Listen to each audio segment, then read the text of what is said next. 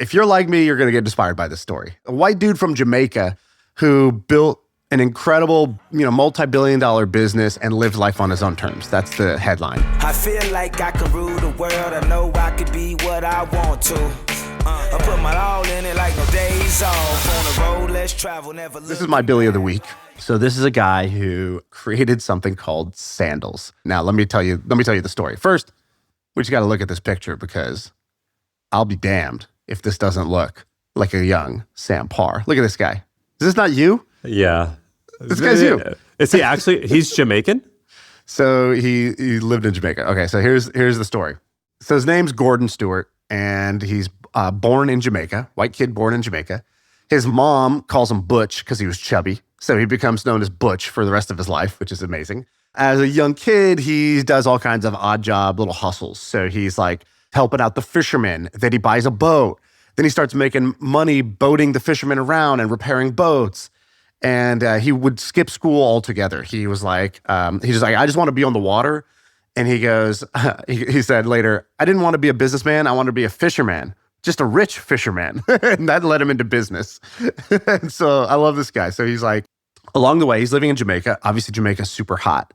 And he realizes as air conditioning becomes a bigger and bigger thing that, air conditioning is going to be huge in the Caribbean. Things take time to diffuse, right, from different places. And so maybe it was normal in the States, but it wasn't as normal in the Caribbean yet. And so he saves up $3,000 and he starts a company called Appliance Traders Limited. And the idea is he's going to import AC from the US, AC units, and he's going to go door to door selling them himself. And he decides, I'm going to do this B2B. I'm going to convince business owners that they should have AC because for them, it's not just about their own comfort, but like they're going to have more sales. If their store has AC and the other store doesn't, customers are going to want to spend time in their stores. So great idea. Now he's like, how do I differentiate myself? So he tries selling door to door. He makes some progress just hustling, and he hires some other island boys to come like help him sell. But he's going up against General Electric, right? So he's going up against like Westinghouse. He's going up against these huge companies that have much bigger sales forces than him. So he's like, he asked himself a better question. Instead of how do I outcompete them on sales where they're excellent and have more resources, how do I do something they would not dare to do? So he goes, what can the big guy not do? Speed. And what does the big company not care about? Service. So he decides to differentiate his offering. So he says, if you call me, I'll have AC installed within 8 hours. And he just starts with that vision and he's like works backwards to figure out operations. Like how could I possibly do that? Well, I guess I'd need boys over here. I need a call dispatcher. I need to prioritize the most recent call, not the oldest call, and deliver this 8-hour service. And then the second thing he says is, look, these ACs, they break. You're running them all the time. Here's the deal. We will fix all the ACs, no extra charge. Like if it breaks, we fix it and we fix it fast and nobody else is going to offer you this. And because of these two things, speed and service, he dominates the Caribbean market. He takes over Jamaica. He builds a powerhouse. And so out of this, he makes, that's his first kind of fortune that he makes. How much did it make? I don't know his net worth at this time, but it's enough where he could go to Montego Bay and buy a rundown hotel that everybody else ignored. And so 1981, he buys this resort called Bay Rock. And at the time, people think he's crazy because tourism is not that popular in Jamaica at the time. Crime was super high. This hotel was run down, had a bad rep. And so he was buying kind of like a rundown, distressed asset. But he has this vision. So he's like, I love it here. I think people will love it here. I just have to find a positioning for this. And this is where Butch, the marketing genius, starts to inspire me. What's Montego Bay? I'm not. It's a city in Jamaica. I think it's a city. It's an area. I don't know if it's a city or town or whatever you call it. But yeah, my sister got married there. I should probably know this. But it's in Jamaica. It's a Jamaican thing. Got it. Okay, so he has this vision. He's like, I want to give Americans a carefree, luxury Caribbean vacation. And so he's like, what's the worst thing about like a vacation? He's like, you don't know where to go. You don't know what you're going to get. And then the costs add up and you get nickel and dimed. And people feel like they may not be able to afford it. And that will stop some people from coming. So he's like, let me do it instead this way. Up front, you get one price and everything is included. And I'm going to standardize luxury. So he's like, there wasn't luxury in this area. So first thing he does, he rebrands the Bay Rock to Sandals. Because he's like, that already, Sandals like embodies relaxation and like being on the beach. Then he goes and he starts studying. So he's a a shameless copycat. So he's like, I'm going to go study all the other hotels in this area plus other islands, and I'm going to steal the best ideas from each. So he goes and he sees Club Med, and he's like, ooh, it's good, but it's a little too Spartan. I feel like I'm going to like make a mess here, and I'm in trouble if I do that. So like, I want luxury, but still you should feel like you're here. You can have a good time here. And then he's like, ooh, I like the way they serve this champagne. Ooh, what is this thing? A whirlpool? We're going to get one of those over here. So he starts importing innovation from all these different places. Wait, really quick. Have you seen that meme where it's like, if you're going up against a deal, or if you're going up against this guy in a deal, you're going to get screwed. And it's like a guy with a fat wallet wearing Wrangler blue jeans, and he's kind of fat and chubby and with a fat watch. You know that meme? And New Balance. Yeah. Yeah, New Balance. Bush Stewart looks like this guy. And I could see him like doing research where he's like at a bar and he sees something interesting and goes, hey, miss, you've been a lovely waitress. Can you bring over that son of a bitch? Let me look at that margarita maker. What is that? Tell me about that thing. Hey, can you do me a favor, doll? Go ahead and order me about 20 of them. Will you please, darling? Exactly.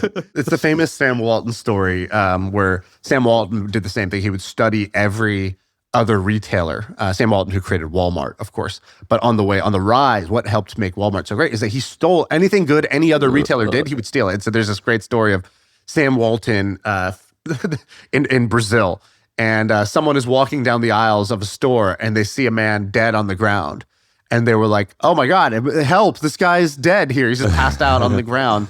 And that man was Sam Walton, and he was not dead. He was measuring the distance between aisles using his body length, because he didn't have a ruler with him, but he's like, I like this spacing. What is this? So he laid down and used his body to measure. It's about from shoulder to knee. They didn't understand what he was doing. And so Butch was basically doing this.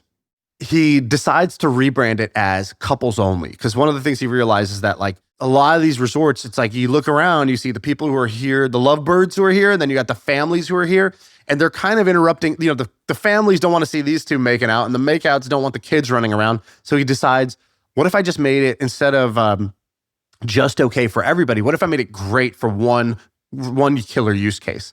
So he rebrands it as couples only. It's adults, it's romance, it's no kids. And this was a radical positioning at the time. Nobody was really doing this, but it gave it a clear identity. And then he pours millions of dollars into advertising, which again, most people would not do. He had not proven out the concept. It's not like he was taking profits and reinvesting them. He was reinvesting because he just had a belief. Well, had he raised money for this? No, this is the money he made from the AC company. And so he's like, spend bigger to earn bigger. And later he had this great line, which he goes, because he ends up building, 30 resorts or something like that in Jamaica. And he's done all, millions of square feet. And he says, the most valuable real estate and the hardest real estate to build is the one in the consumer's mind. And that's always where I start. And I was like, oh, I love this guy. Just an old school ad man, just a classic ad man. Like the type of guy, he's like never read a book in his life on advertising, but like listen to one TED Talk, and that's what he bases his entire education on. Yeah, exactly. All right, so a lot of people watch and listen to this show because they want to hear us just tell them exactly what to do when it comes to starting or growing a business. Now, a lot of people message Shaan and I and they say, all right, I want to start something on the side. Is this a good idea? Is that a good idea? And again, what they're really just saying is just give me the ideas. Well, my friends, you're in luck. So my old company, The Hustle, they put together 100 different side hustle ideas, and they have appropriately called it the Side Hustle Idea Database. It's a list of 100 pretty good ideas, frankly. I went through them. They're awesome.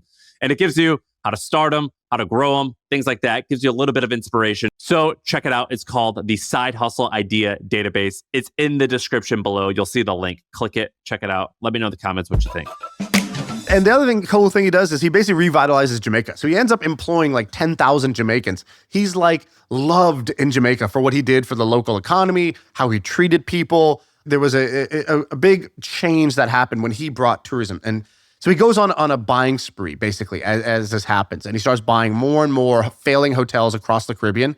He would be super hands-on. So he'd go stay there. He'd eat the food. He'd sleep in the bed. He'd check the pillows. And he'd basically make detailed notes about anything that needed to change. So like if a customer complained about the temperature of the champagne, it wasn't chilled enough, he would make sure by the next day, like all the fridges are recalibrated to the right temperature. And he would let the customer know, like, thank you, we changed it for you.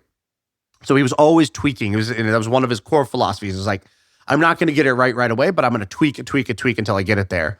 And, this kind of works. So hotels are known for their repeat rate. So like you could tell the quality of a hotel not by the number of stars that it's rated, but by how many guests come back and stay again. And Sandals would have, like, for decades, like a 50% repeat rate, which was like unheard of in the industry. People loved going there. And so this guy would just take all these crazy measures to make it, to build this business. So he's like, I after he ran out of buying the like distressed hotels that already existed, he's like, I need to buy new great properties on beachfronts. And so one thing he realized is that there's so many beaches that people don't even really know about.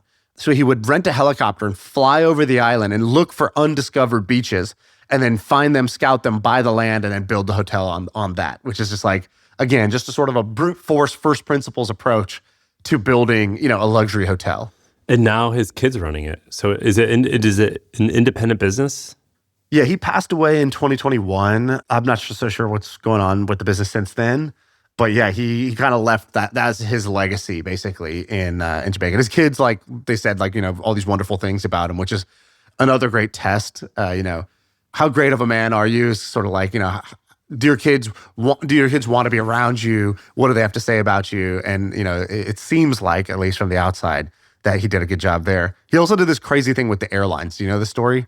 Well, on his Wikipedia, it says that he owned Jamaican Air.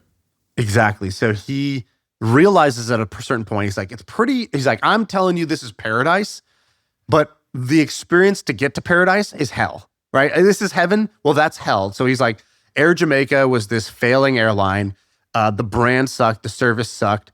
And so, you sign up for this vacation. I give you these glossy ads. He was buying ads in Playboy and Cosmo and like anywhere that he could sell the idea that if you're in love, you go to Sandals. So not just like it's a nice vacation. It's a symbol of how much you love each other is that you do a Sandals vacation. And like, the way that sort of diamonds are a girl's best friend or like diamonds are forever. Diamonds became this symbol for, do you commit? Are you all in on this? He did that with basically the vacation. So he's doing this, but he's like, the airline experience sucks. Getting here and going home sucks. That's kind of the first impression and the last impression that the consumer is going to have. So what does he do? He buys the airline, takes full control, like vertically integrates the experience. And he's like, look, the airline was a tough business. It's a bad business, but he had an advantage, which is he owned the resorts.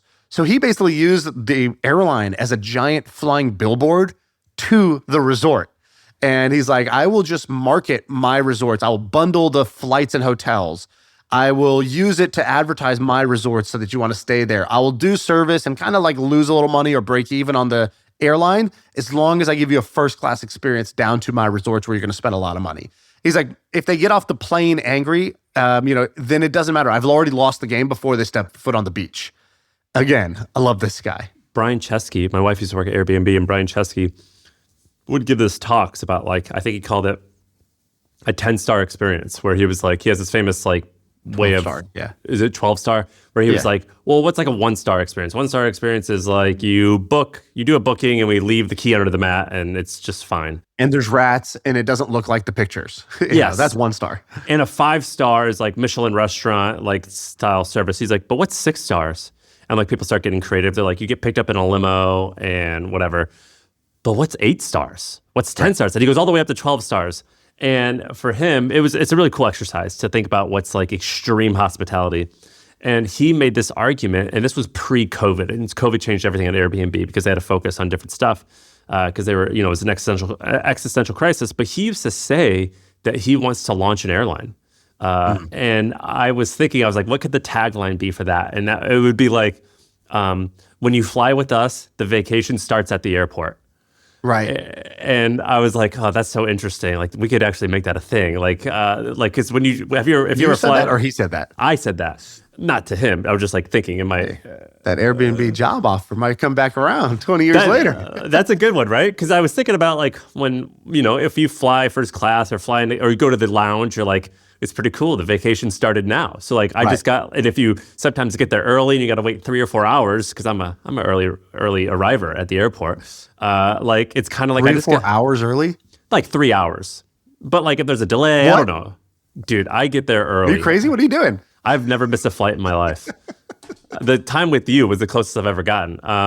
But no, I don't miss flights. How early do you get there? Now I guess I get there. I have TSA kind of changed things, but yeah, I'm always at least a 2-hour early guy. I like to slide in at 50 minutes before the flight and see if I can get to TSA in the next 20 to 30. And that leaves me another 20 to 30 to get on the plane. Easy. But if I have lounge access, I'm like, look, I'm just going to eat there. I'll like eat my lunch or dinner there, and then we'll get on the plane. And so, but that's my slogan. The vacation should start at the airport. All right, we need a trademark. We need a trademark on That's this. pretty good, right? That's really good. Yeah, that has a ring to it. I enjoy reading about hotel businesses. I had a fling with my own little hospitality business. It was called an Airbnb that went horrible. But I read a bunch of books on this. Have you ever heard about Harrah's Entertainment? Harrah's was a casino, and this was like in Vegas. Yeah, so it was a casino, but this was before like kind of casinos became hotels. But I was reading this book called The Caesar Palace Coup, and in about 2018, all these hedge funds had owned little bits and pieces of Caesar Palace, which I think was the largest casino hotel management company in the world. And it's about like the greed and all the stuff of like what it took to like buy it and how like the downfall of it. But they talk about the founding of it, and it was founded as Harrah's Entertainment, and then there was another hotel. They merged. They created Caesar's Entertainment. But up until like the 1990s or early 2000s, hotels were just like the hotel and casinos were just like really simple businesses. But then Harrah's and thus Caesar, when it merged, hired a guy who was a 40-year-old mathematician from Harvard. He had no management experience, no experience running a company. His name is Gary Loveman. And he comes in and he just makes this his math playground.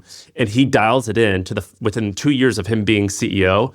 They dialed this in, I think, in like the year 2001, before the internet was like super popular, to where when you called and booked a hotel, based on all types of math, they would know to offer you an upgrade or offer you $50 in free gambling, because it was all math to them. And they knew that if they get you a free room, they got you hooked on gambling. It was all like a statistical thing. And he basically invented this idea of I actually don't know what the phrase would be, but this idea of like using data and math, like a Moneyball type of way, for hotel guests.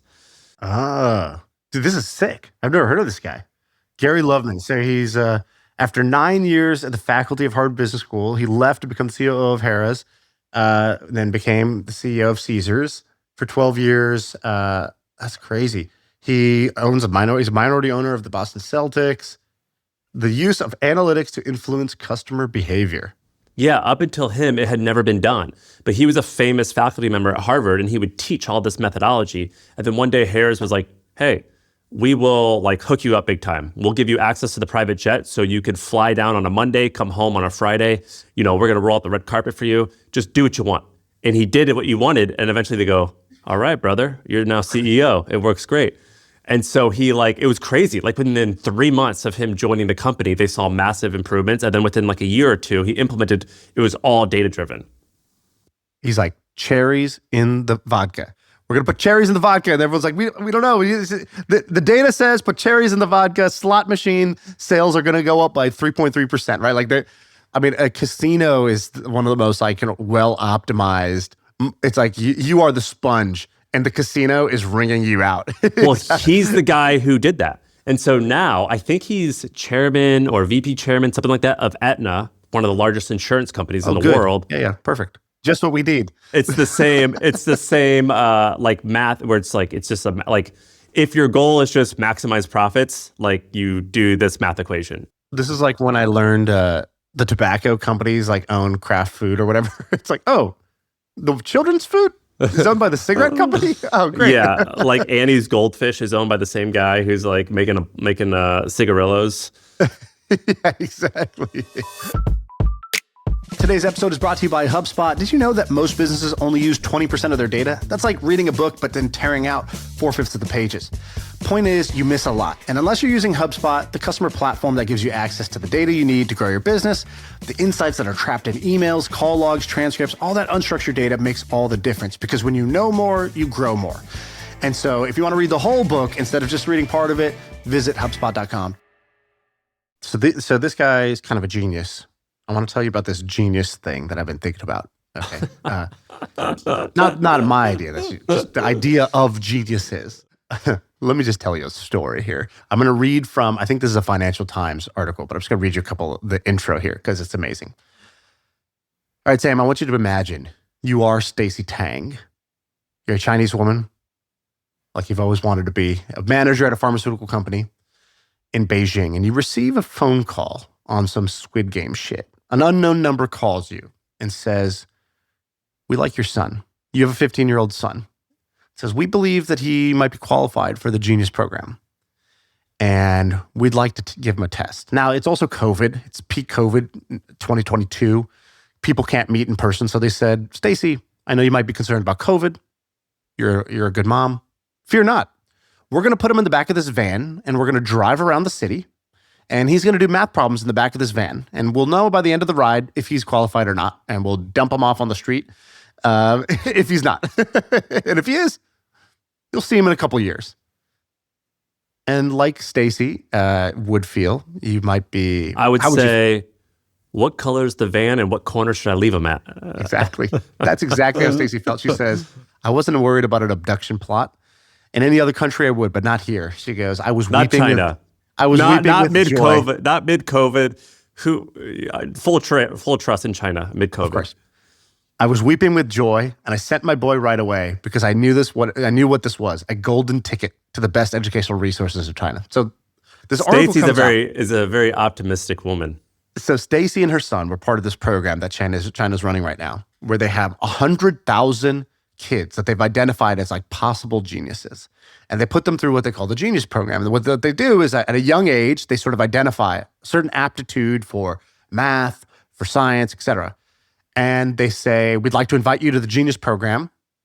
The RSVP says yes or yes. And then you go, you send your kid, and it's a few-year intensive study program. You get to skip all your normal school. You get to skip the college entrance exams. You don't have to take any of those. But you're in basically math boot camp. And you are going to be studying with the brightest and the best. And they are trying to produce incredible talent in China. And so you might be wondering, well, like, how does that work? Is it working? Right? Natural question, Yeah. Is it working? Sam, do you like TikTok? Genius program. Sam, you ever heard about Taobao, which is their, essentially their like PayPal? Genius program. Have you heard about their Groupon? Genius program. Have you heard about their super app? Genius program. Have you heard about the brothers who are behind their big NVIDIA competitor? Genius program. You ever heard of DeepSeek? They were in the news recently. Created that big algorithm, didn't even have access to the best chips, and somehow outperformed all of the OpenAI models. Genius program. It's like a Teal Fellowship run by the government. Exactly. So China already has this incredible like population advantage where they produce 5 million graduates in math, computer science, and engineering compared to, I think we have like 500,000 that are in technology, the technology and science fields in the US. So 10 to 1, already they're 10 to 1, us just in normal college graduates. But now they're looking for the cream of the crop. And they are basically trying to create this talent pipeline, homegrown talent pipeline of math geniuses, computer science geniuses, et cetera. And it's working. So they started this program many years ago. And at the time, China didn't have a very notable math or science like achievement record at the international level. So there's these things called the Math Olympiad. It's sort of like the Olympics for math. And so the first year they sent a team of 3 and they got like the bronze and they're like, yes. And then the next year they sent like 6 teams and they got 2 medals. And now basically they just sweep all the medals every year. They just dominate these programs. They send like they have the most players and the most wins. And their AI program, like, if you go walk into an OpenAI office, you're going to see tons of Chinese PhD AI researchers who now work in the US. But for everyone that you see here, there's 100 that are still in China working at the Chinese companies, the Chinese labs. And I was just pretty inspired by this whole thing.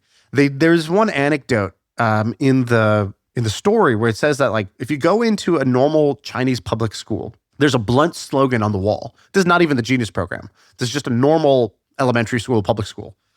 And it's a reminder for the teachers and staff there. And it just says, produce talent quickly and early. And I thought about that because I send my kids to school. And the teachers and the staff do not have a philosophy about producing talent quickly and early. What's our slogan? No child left behind, right? That was the famous education program that we launched, I don't know, when Bush was president or something like that. The exact opposite. It's the exact opposite. It's about don't discriminate, don't make anyone feel left out. In San Francisco, they were doing this thing where they were getting rid of the gifted and honors programs because it was like made the other people feel bad. And we basically are taking the exact opposite with the sort of inclusion focus and the like no child left behind focus. Whereas if other countries are taking this idea of like your job is to produce talent quickly and early, and that like it's the goal is greatness, and let's be competitive about it. Like what's going to happen over a 20-year arc, right? Like you're going to get more and more. They're going to win. And so I just thought this was pretty interesting. I wanted to hear your thoughts on this. It kind of begs the question, like, why doesn't Facebook have like what's it called? Well, yes, but what's it called? The D League for NBA up and G coming? League, yeah. The G League, or what's like the minor leagues, like AAA baseball, yeah. Yeah, like why doesn't Google and Facebook and the top 200 schools have like a farm team where they identify 14-year-olds that are promising and they go, hey, would you like to come to school here forever or for free? And you can choose to work at us. We're at our company afterwards, but just so you know, you have like a job here if you choose to, and we will educate you and get you up to date, up to speed on all the stuff. Totally. I actually, when I first moved to San Francisco, this was the thing I was pitching investors. I was like, I think I should go create Google U. And my dream would be to be the dean of Google U. I was like, I think it's crazy that these giant companies don't have their own talent farms, right? Why wouldn't they try to produce talent? We wrote a story at The Hustle about this kid named Michael Praisman. Michael, if you hear this, what's up? And he was like a 15-year-old who had this rag to riches story where he somehow got Mark Zuckerberg's attention at the age of 14 because he wrote like a viral app. And he made the news because Zuck was like, hey, do you want to like an internship here? And then that led to a full-time job when he was only 16. And now I think he's on the AI, what's it called? The super team, the super intelligence Facebook team, which is like the $100 million a year salaries, insane stuff. And it was like, we wrote a story because of how remarkable it was that Facebook hired a high school kid. We need more Doogie Howser shit, right? Like, why don't we do that? Where's our competitiveness? So you have the Teal Fellowship, right? That's like a thing. And obviously there's like little programs all around. Dude, I remember when I was in 7th grade, Duke University did what I didn't realize was essentially just a marketing campaign, but they had created something called the Duke TIP program, and it was called the Talent Identification Program. And I lived in Texas, and suddenly Duke University did this thing where my school in Texas had us all go to the cafeteria and take a little test. And then you got like a little merch bag with it of like Duke gear. And then the results came back and was like, we think you're talented. And bro, I think I rode that for like 7 years, and then I went to Duke. That thing really influenced me in some weird subliminal way that like, maybe I am special, and maybe I can do this, and maybe I should go pay Duke $200,000 to go to school there. And I did all those things, and I'm surprised that more of that shit doesn't exist. I kind of want to create something like this because I think it actually creates inflection points. Now, the China one is more like boarding school, right? And there's been other countries that do that, but like I feel like we need our own versions of these. Like what does the American talent pipeline look like? And where are we identifying the best and the brightest on some Ender's Game shit and inviting them to the academy and then letting them, duel and compete in like a pretty hardcore way? Because look, hardcore is not for everybody. But there's some people that only thrive on hardcore situations. They want to play the game at the competitive level. Basically what we do with like youth sports with AAU and travel ball and shit like that. But do that for the genius kids. Do that for the makers, right? Like I think that is, maybe it exists and I'm just not aware of it, but. Have you heard of Birthright? I love Birthright. Crazy. So for those listening, I learned about it because I was dating a girl who went on Birthright. I don't remember what age I was, like 21 years old. Do you remember when she told you about it? What your reaction? You're like, what? Yeah, and she wasn't even Jewish. Like she was like ethnically Jewish, I guess. But like basically, Birthright is a program. It's funded. I think it's funded a little bit by the government, but a lot of it is wealthy Jewish people, but also I think a lot of wealthy Christian people who believe that when the end of the world, according to the Bible, when the end of the world happens, the Jews need to rise first, then the Christians go behind them. That's like what the book of Revelation says. And so they believe for a variety of reasons that we need to keep Israel strong. I don't care about the politics. I'm just telling you guys the facts. And so a lot of Christians, I think, but also like Bernie Madoff was a huge funder. A lot of people are funders. Right. It says 67% of the funding for birthright is individuals. 27% is the government. And then there's like a couple percent of other things. And it's basically a free trip to anyone who could prove, you'll have to tell me the exact measurement, but I think it's like if you have like a great grandparent who's Jewish. So you could be like not Jewish at all. Does it say what the requirements are? Well, I just asked, does it count if I have a Jewish friend? And it said no. That's not going to get me there. Like, do you identify as Jewish? But basically, it's like a very small percentage, and they bring you on something like a 3-week all paid expenses trip, all expenses paid trip. And they basically... at least one Jewish birth parent or a recognized conversion. Okay, so just a parent. They bring you for like 2 or 3 weeks. I forget how long it is. But 10 they like, days-ish, yeah. But they give you a tour. And you see all the types of stuff, but they basically like, I remember when I was dating this girl, we broke up afterwards, but she was like, they introduced us to all these Israeli soldiers and like, and I was like, all right, like this guy's really ripped. Why did he take his shirt off? Like, why do you have photo? Anyway. And like, it like a small percentage of them then, become like our good buddy Sieva, like become more in touch with their Judaism and in touch with Israel and thus support Israel more. It's how culture lasts through generations, right? Is cultural experiences and exposure. Any culture can do this. They've just systematized it in this really like cool like opportunity for people. Yeah, it's awesome. And like, it's pretty great. Like because I think you have to be like 18 there's an age limit. I think it's like 18 to 25. I forget what it is. When you're like primed to like want to go on a free trip, you're like, yeah, fuck it, I'll go.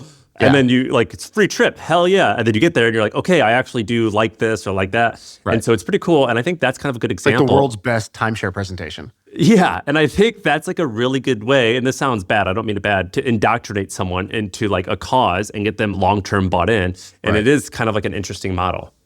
Yeah, I love that. What do you do with the money once you've already made it? This is a question Shaan and I ask our successful guests all the time. And the reason we ask it is because if you are successful, if you do have a little bit of money, information on how to spend or invest your money is actually really hard to come by. And I know this because inside of Hampton, which is my community of founders, people ask this question all the time. People who have made $10 or $50 million.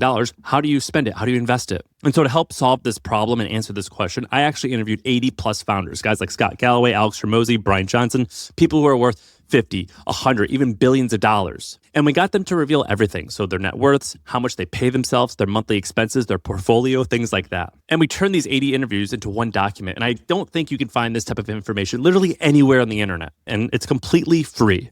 So if you want to see behind the net worths of people who are worth billions of dollars and their portfolios, their expenses, everything, you go to joinhampton.com/reveal. Again, joinhampton.com/reveal. Check it out. So what are you saying? We need our own birthright? Where are you going with that? Well, no, what I'm saying is, two, I actually do think that America should have mandatory, I think Scott Galloway said this, I've agreed with this for a long time. We should have mandatory service for American military. I think that would be great. But number two, I think that's a really good example of how you have like whatever we're calling this, like a farm league of like getting in with people at a young age. Like it is, I wonder like, it worked really well with Duke and you. I mean, I didn't go to a good school. I was from Missouri. I didn't go to a good college. But like, it is interesting why you aren't promoted to a little bit earlier on to like buy into like a certain movement, like going to a good university or joining like an interesting company. Well, we're kind of saying 3 different ways that you can produce this like talent farm. So the first one was the China one, which is you identify promise and potential early, and then you invest in that, and they do deliberate, intensive practice, and those people who had potential, they build the skills in a more intense way, in a more hardcore environment. Okay, that's one way you could do things. Second thing we talked about, let's say the Duke example, is sometimes just creating a test or something like that, just to do talent identification, if nothing else, makes people feel like they're special and that they're talented. And literally that self-belief is worth something. It's not the same value as going to an intensive boot camp and capitalizing on it, but it's not nothing either. And then the third one is, how do you get that sense of pride, cultural like ties, and enthusiasm? And one idea is like, birthright or something like that. So there's like all these different ways you could do it. I started studying, I was like, who else has done things like this? And so there's have you seen the story of the Soviet, are you familiar with the story of like the Soviet Olympic program, basically how they did this? Yeah, and how they were just like the shit. And well, they also like drugged them. That's why they like won all the a ton of the women track and field records are from the USSR in the 80s. Like still, it's like the longest standing records.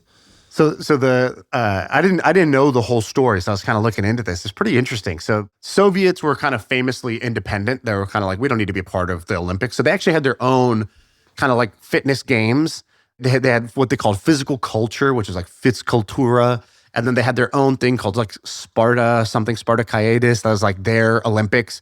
But at a certain point, it was kind of like the Olympics had the network effect. It had the brand. It had the prestige. So even if we were winning our local thing, it kind of didn't hold. We couldn't do this. And so they basically built a machine. So they decide, all right, we're going to enter the Olympics. But the way they did it was just so Russian, so incredible. They built an incredible machine and that I respect. So what they did same thing, talent identification. So they go at age 6 to 10. They start measuring how long are your arms? How big is your wingspan? What's your reaction time? What does your body composition look like? What's your flexibility like for gymnastics? And they basically didn't wait for greatness to appear. They went on a talent search and they searched for greatness. And once they did that, they basically hacked the system. So at the time, I think until like 1988 or something, 1986 or something like that, the Olympic Charter said that you couldn't be a professional athlete. One of our past topics, G. Prefontaine, was one of the biggest advocates to abolish that. Okay, so great. So the Russians basically just worked around it. So they're like, this gymnast, she's a student. This guy, this hockey player, he's an officer. And like, they had these job titles that were only on paper, but actually they're just training full time for this. Yeah. Whereas the US would be like, I'm juggling school and my training. And obviously somebody who's only training is going to get further ahead. Well, you remember Mirko Krokop? One of the best UFC MMA fighter, yeah. Yeah, he was supposed to be an ex-police officer. That was like the shtick, was that he was but he was really trained, I think I forget where, a former USSR state, as a fighter. He trained full time. He's like, I'm the can man. Anybody can get it right now. That's really funny. Different boxers. All right, so they do that. Then they start drugging, right? So they're like, okay, what else can we do? PEDs. So that became obviously a thing. They also did like world-class, I guess like progress and innovation in calisthenics and training programs and regimens that were like progressive loads and deloads and how do you peak at the right time? Stuff that's today standardized, they invented and like kind of created. And we had to go steal it from them basically of like, how are they doing this? In running, there's called periodization, which is like you start with heavy miles and then you slowly taper off where you go to speed. They helped invent that. They also helped invent the idea of training, lifting weight in cold atmosphere with the AC down to like 60 and 55. What does that do? It just makes you stronger. I don't know the science behind it, but that was like one of their theories. I love how I ask as if that's my problem. It's been the temperature this whole time. No, they just like came up with like all these like really weird, they were lab rats. And so they came up with like a bunch of stuff or like volume training for weightlifting. Like they were the best weightlifters. And so like a lot of the best, they're now old guys, but a lot of the fathers of like bodybuilding in the 90s and 2000s, they're all in their 80s now, were USSR guys. Right. And so they ended up dominating the Olympics. They were either, first or second in medal count. And then, it just sort of like there was a period of time where they really dominated. And it was also cool, like, why did they care so much? And it was basically, let's send a message. It's like physical dominance was like a signal for dominance in other things. So this is why I thought the China thing's so interesting because it's the exact opposite. It's brain. It's brain dominance, but even more, there's more stakes. Like this was symbolic. It's like, we'll show the world what we're capable of. And there's always been these symbolic victories, like the first to climb Everest or the North Pole or the South Pole. Things where there's objectively no value to be gained by being the first guys to reach the South Pole, aside from bragging rights. And countries cared a lot about these bragging rights. And now with the AI thing, it's like, it's not just a symbolic victory. It's actual like total domination of the world's most powerful technology and will probably create the next global power. So it's like, all of the same national pride bravado stuff from the Olympics multiplied by actual real world tangible benefits and dominance. Dude, I think it's great. Like Blue Angels, bravado stuff. Like this is like the greatest thing ever. Like I think it's Shocker. wonderful. Sam's all in on bravado. I just think that like having a common enemy is really good for bringing people together. Like I remember post 9/11, like I remember like there wasn't a lot of I distinctly remember the week after. I remember walking around the street and I was like, there's something about this that I just feel like a bond with strangers. Do you remember that feeling? Well, a little different as a brown guy, but yeah. Yeah, you actually had the exact opposite of experience. I forgot about that. It's like, oh wait, I'm the common enemy. You were the enemy. You were the other. This ain't great. Yeah. What did I do? I was the us and you were the them. Have you heard of this thing? This is related to what you were saying about planting a seed in someone that they're good. Have you heard of this thing called the Michelangelo effect? Michelangelo effect? It's this like psychological phenomenon where basically it's there's been a bunch of tests that have proven it to be true, and we use this phrase with Hampton all the time. It's like a gift from the gods, this phrase. So the Michelangelo effect, it basically just says that if you have two romantic partners or a peer group or friend group, as long as they affirm each other and plant the seed in you, like for example, if I'm like, Shaan, like you are the man, you will be fit, you will achieve this, you will do whatever you want. And we keep affirming each other. Every time you say that to one another, it's as if when Michelangelo was doing the statue of David, someone said, how did you make this amazing statue? He says, the statue is there. I just chipped away at all the stuff covering that beautiful statue.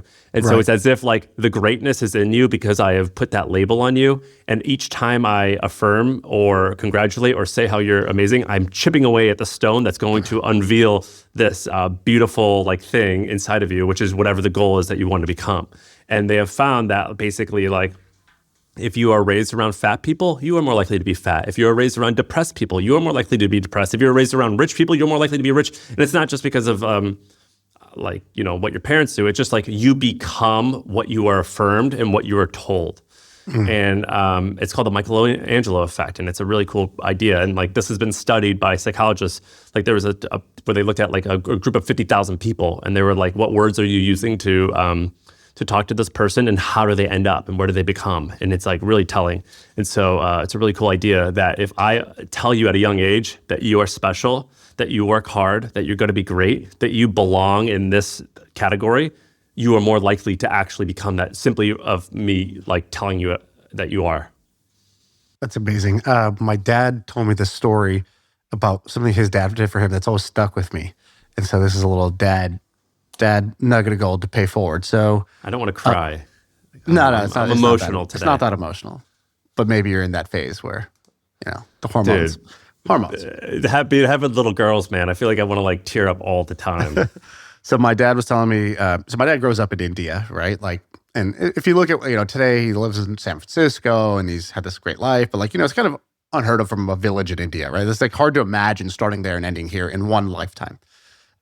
So he tells me the story and he's like, you know, there's one thing my dad always did for me.